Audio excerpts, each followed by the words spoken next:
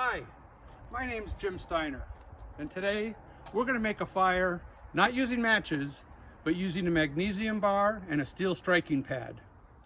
So I carry the magnesium bar on my knife sheath.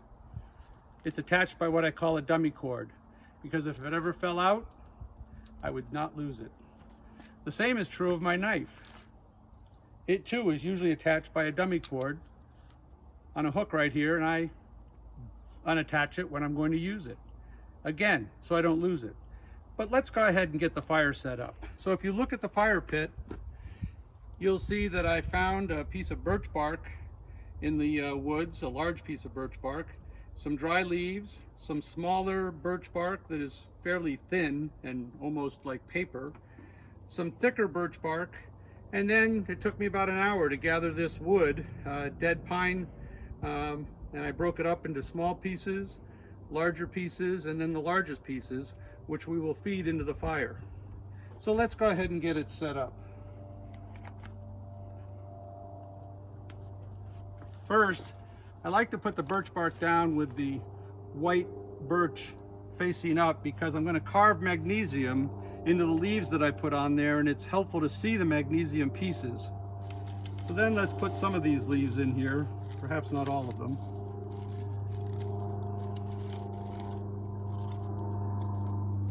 And I have found that the leaves are actually so thin that they are very, very helpful in getting a fire started. And thin birch bark is helpful, but even though this birch bark appears to be very thin, the fact that I can peel it even thinner is very important, because we're just using sparks to try to get our fire going. And so I'll put a couple of pieces of nice thin birch bark on here.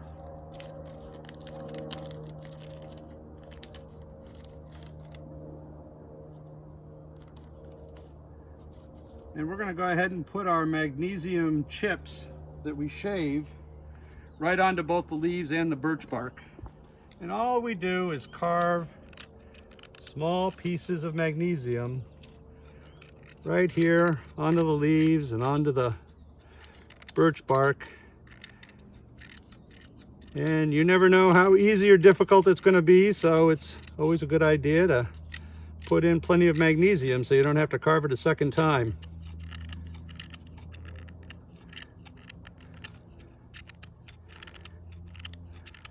All right, well, let's see if we get lucky. So we turn it over to the striker side.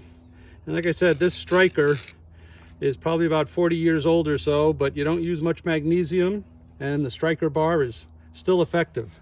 And we carve, being very careful that our fingers are not up above the magnesium bar edge. We carve it onto the magnesium, which should ignite, and that should start our fire. Like that.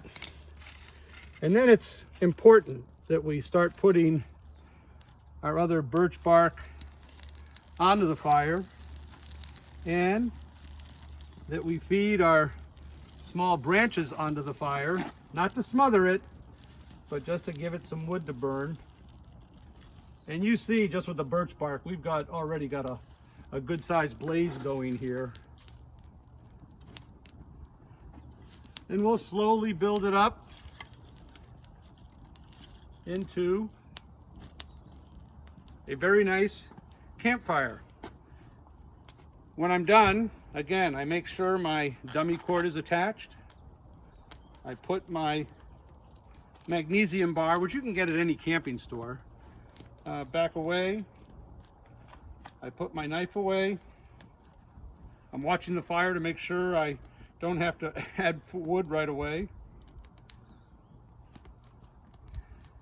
And there we have it, a fire without matches. Scouting is available to boys and girls age 5 to 17. You belong in this group.